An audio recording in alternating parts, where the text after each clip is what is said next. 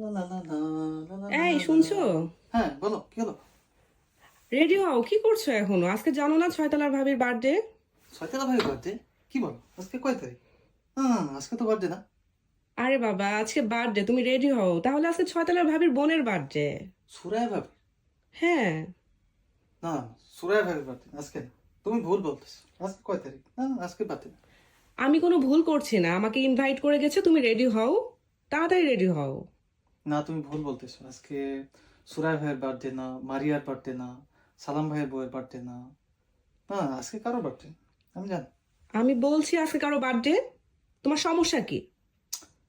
তুমি শুধু শুধু এমন বলতেছো, আজকে কারো বার্থডে না, আমি তো জানি। আরে বাবা, আমি তো বলতেছি আজকে কারো বার্থডে। আজকে কারো বার্থডে।